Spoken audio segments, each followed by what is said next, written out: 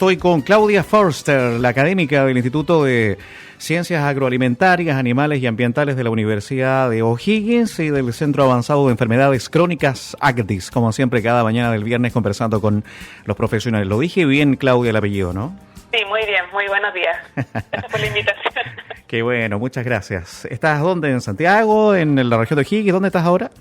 En Rancagua, acá está la Universidad Estatal de O'Higgins. Ya. Me tiene una sede en San Fernando. ¿Qué tal el tiempo por allá durante estos días? Rancagua es una ciudad, una zona de mucho calor. Exactamente, pero esta semana ha estado bien helado en la mañana sobre todo y después un viento típico de septiembre muy helado, muy frío. Bueno, hay harto que conversar. Lo tuyo tiene que ver... A ver, voy a contarles un poquito a los auditores que se están incorporando a la sintonía. Bueno, nosotros lo hemos también ahí contado en las redes sociales que íbamos a conversar contigo hoy en la mañana. Tú eres académica del Instituto de Ciencias Agroalimentarias, Animales y Ambientales de la Universidad de O'Higgins y del Centro Avanzado de Enfermedades Crónicas ACDIS. Y sobre todo lo tuyo tiene que ver con las microtoxinas en alimentos, ¿no? Que pueden producir enfermedades tan potentes como el cáncer. Cuando hablamos de cáncer paramos la oreja inmediatamente, ¿no? Exactamente, sí. Bueno, yo me dedico a investigar en inocuidad alimentaria en general.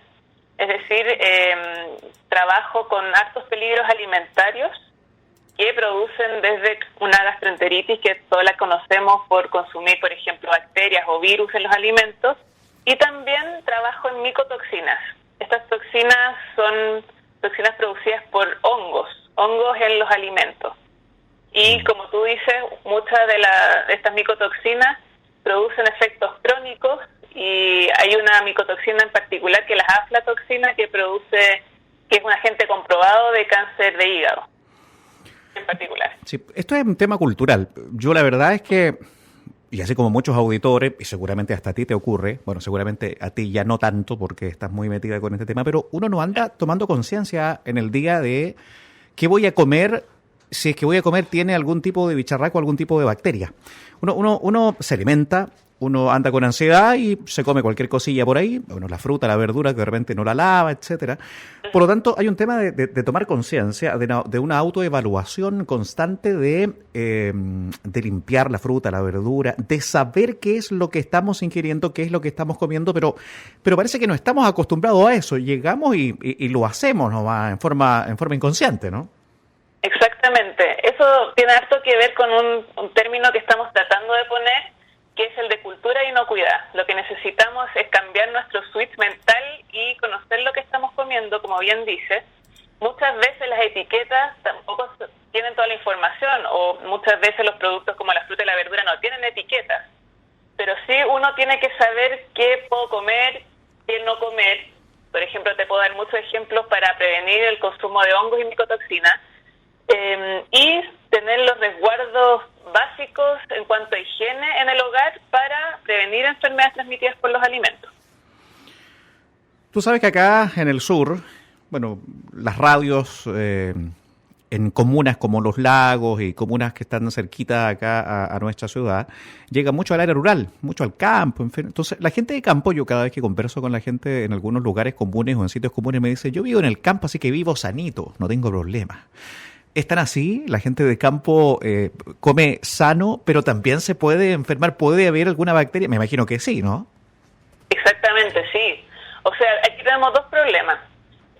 Los patógenos están en todos lados, están en la tierra, están claramente en las heces de los animales, están en todos lados. Ahora con el virus del COVID-19 hemos visto la importancia del lavado de manos, por ejemplo. Por lo tanto, vivir en el campo no es ninguna garantía. Por ejemplo, mucha gente del campo utiliza muchos plaguicidas, que también es un problema de inocuidad alimentaria. Entonces, en el fondo, no hay que relativizar las cosas, ¿no? Porque uno viva en el campo, no va a tener los resguardos necesarios como el lavado de manos, como tener los alimentos crudos y los listos para el consumo separados, tener tablas separadas, y otros resguardos básicos que uno tiene que tener tanto en la producción como también en el consumo ya en el hogar, digamos. Cuando hablamos, por ejemplo, de estas bacterias que incluso pueden causar meningitis o algún tipo de aborto, incluso hay enfermedades que están ahí. O sea, a nadie nos gustaría que nos dijera un médico, mire, la verdad es que tiene una insuficiencia renal y la verdad es que incluso esto puede ocurrirle a los lolos, a los niñitos, entre los 2 y los 5 años, estaba leyendo por ahí. ¿Eso es tan así? Sí, o sea, nosotros ya los adultos que tenemos una buena inmunidad, generalmente nos dan una gastroenteritis y ya. Generalmente no vamos ni siquiera al hospital, a la clínica, y por lo tanto todas estas enfermedades transmitidas por los alimentos están muy subnotificadas. Pero hay grupos de riesgo y precisamente los niños son uno de los grupos más de riesgo, por ejemplo, para enfermar con ciertos tipos de Escherichia coli que está por ejemplo en la carne cruda. Por eso es muy importante que los niños no consuman carnes crudas o mal cocidas. Hace un tiempo hubo un brote por el consumo de hamburguesas mal cocidas de Escherichia coli, que afectó a muchos niños. También mencionaste la bacteria Listeria monocytogenes, que puede producir abortos en mujeres embarazadas. Sí, te estoy escuchando. Sí, perdón. Y también puede producir meningitis en personas que tienen sistemas inmunes más deficientes. Por lo tanto, obviamente que las enfermedades transmitidas por los alimentos no solo producen gastroenteritis, y por eso tenemos que tener el cuidado y aprender sobre la inocuidad alimentaria para tener estos cuidados en casa. Estoy hablando con Claudia Forster, la académica del Instituto de Ciencias Agroalimentarias, Animales y Ambientales de la Universidad O'Higgins, del Centro Avanzado de Enfermedades Crónicas ACDIS. Acá se come mucho el crudo, no sé si Claudia tú lo has escuchado o no sé si lo conoces. Acá, la zona de Valdivia sobre todo, se come mucho el crudo. Hay lugares donde el crudo valdiviano, por ejemplo, no se habla prácticamente en todo el mundo. No sé si decirlo en todo el mundo, pero en todo el país. Y ¿qué pasa con ello? Digamos, hay carne cruda, ¿es malo, es bueno, hay que tener cuidado? Hay que tener cuidado. O sea, yo no puedo ser tan categórica, no consuman sushi o no consuman crudo. En general, yo no se lo recomendaría para nada a mujeres embarazadas, a personas mayores de 65 años y a niños. Porque si esta carne llegara a estar contaminada, me imagino que los lugares que están autorizados para vender carne cruda para consumo directo tienen todas las reglamentaciones. Eso es súper importante fijarse que en estos lugares tenga reglamentaciones, resolución sanitaria, etcétera. Pero el riesgo que lo tomen adultos con inmunidad competente, cosa que si tuviera la bacteria no pasara a mayores si enfermaran. Ahora, tú me dices, Claudia, que independiente del crudo, ¿el sushi también es peligroso? El sushi también es peligroso, también es pescado crudo. Muchas veces llega pescado crudo y el pescado crudo tiene parásitos que se llaman anisáquidos y también tienen bacterias, pueden tener vibrio, pueden tener otros tipos de bacterias por la manipulación misma de los alimentos que también nos pueden enfermar, y también en forma grave. Ahora, independiente a que nos enfermemos de la guatita, si uno come mucho de este producto, de este alimento, el crudo, el sushi, hay muchos fanáticos, hay mucha fanaticada por esto de generar como acción diferente en casa, los fines de semana, en fin. No tan solo te puedes enfermar de la guatita, te puedes enfermar también de alguna enfermedad un poco más grave, ¿no? Exactamente. Es un riesgo que uno tiene que asumir. Siempre consumir pequeñas dosis, porque pequeñas dosis tienen menos probabilidad de enfermar, y nunca los grupos de riesgo que te comenté, mujeres embarazadas, adultos mayores y niños, nunca. Porque ellos sí pueden tener enfermedades graves, como el síndrome urémico, que es una deficiencia del riñón por comer Escherichia coli enteromorrágica, por ejemplo. Claro, pero ahí viene la incógnita, o sea, viene la duda del por qué entonces el Ministerio de Salud le dice, ok, sí, háganlo, véndanlo. En el fondo, esto es mucho de prohibición y versus libertad individual. Por ejemplo, para tomar la decisión de la prohibición de la mayonesa casera, tuvieron que haber muchos enfermos por salmonela. Y muchos lugares que no estaban establecidos con resolución sanitaria, que vendían mayonesa casera, que estaban enfermando por salmonela. Por lo tanto, claro, uno tiene la libertad individual de consumirlo, pero tiene que conocer los riesgos de consumir mayonesa casera, carne cruda, sushi. Eso es lo que uno le llama cultura inocuidad. Uno sabe lo que está comiendo y sabe las consecuencias que esto puede tener. Sí, porque algunos que dicen, mira, la verdad es que yo como crudo, por ejemplo, pero le echo harto limón, cosa que la carne quede blanquita. Esos son mitos, ¿no? No, sí, el limón, igual que en el sushi, en el ceviche, no le produce nada a las bacterias ni a los virus.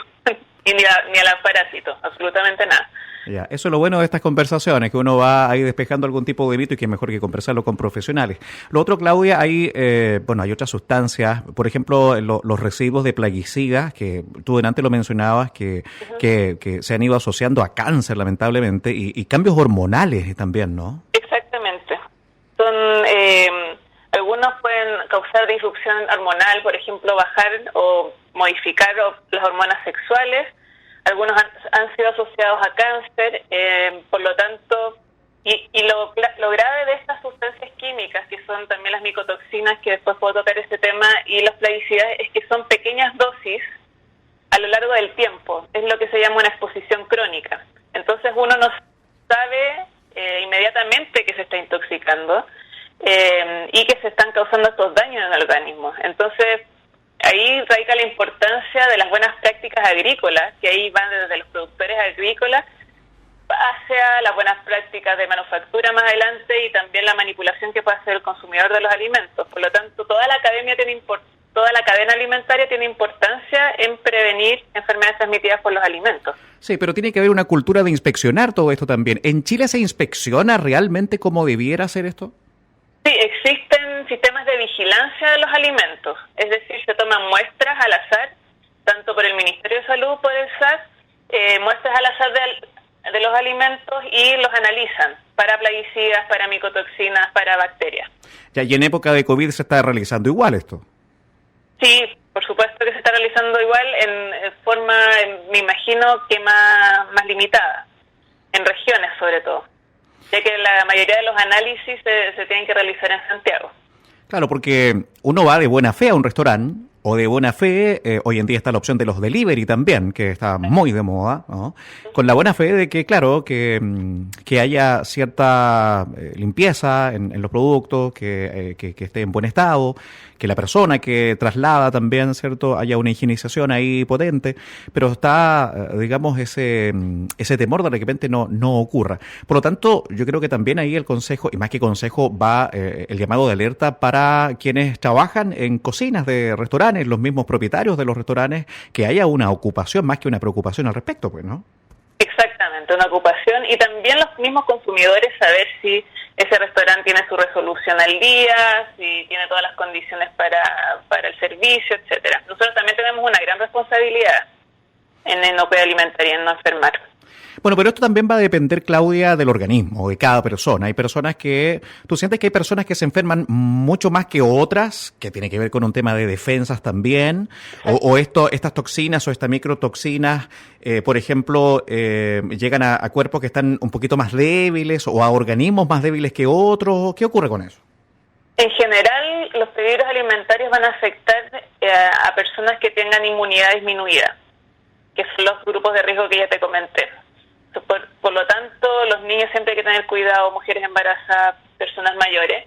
Además, personas que ya hayan enfermado por cierta enfermedad, se sabe que la microflora o la flora intestinal, como se dice, que es la microbiota que uno tiene en el intestino, se ve disminuida y por lo tanto queda con mayor predisposición para enfermar con nuevas enfermedades.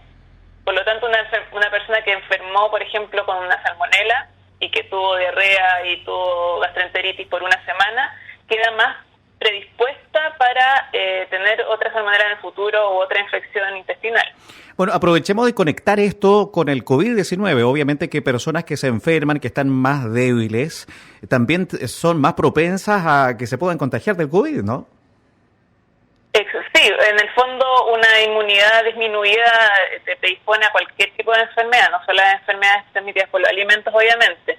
Ahora lo bueno de todo esto es que todavía no existe evidencia, y ojalá no la haya, que el COVID se transmita por los alimentos.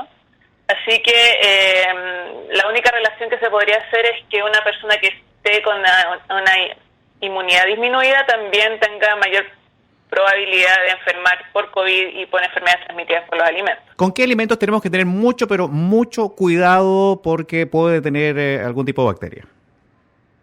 Bueno, los alimentos que son más, que generalmente transmiten o están más expuestos uno por bacterias son los vegetales. Es importante lavar muy bien, por ejemplo, lechugas, acelgas, que están en directa conexión con la tierra. Las carnes también, es muy importante cocinarlas bien y tener mucho ojo en el momento de manipularlas. Yo decía en esa nota que es muy importante no lavar el pollo, por ejemplo, porque el pollo crudo está lleno de bacterias y cuando uno lo lava en el lavaloza, saltan las gotitas con bacterias para todos lados y saltan arriba de nuestros platos limpios, de nuestros servicios limpios, y por lo tanto uno puede contaminar todo el ambiente con bacterias.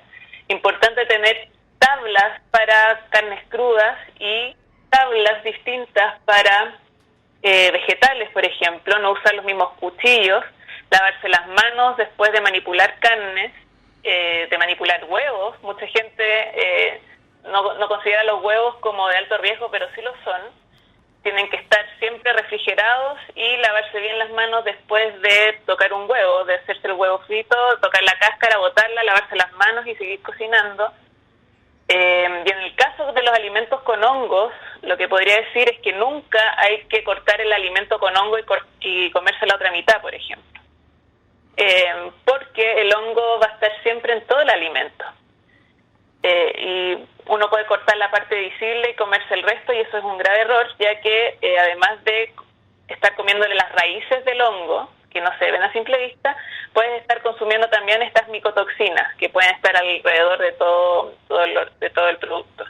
Bueno, obviamente que uno de los consejos importantes también es que se pueda refrigerar, pero ojo, yo creo que hay mucha gente que también se intoxica o se enferma porque no lee, porque no está al tanto de lo que ocurre con la etiqueta, con el etiquetado de cuándo se fabricó, de cuándo vence. Hay mucha gente que guarda y no se da el lujo después de decir, a ver, ¿hace cuánto tiempo lo tengo? Eso es importante también, ¿ah? Sí, tienes toda la razón. Hay que fijarse siempre en las fechas de vencimiento. Claro, tener un yogur un mes en el refrigerador, aunque esté refrigerado, no es muy sano que digamos. Y también ponerle fecha, ojalá, lo que uno congele. Por ejemplo, las carnes pueden durar hasta 3 meses congeladas, pero igual no pueden estar eternamente congeladas. Y así con todos los alimentos que uno quiera congelar y mantener por más tiempo. Entonces, muy importante que también uno esté al tanto de las fechas, no guardar, como dices tú, eso es muy importante.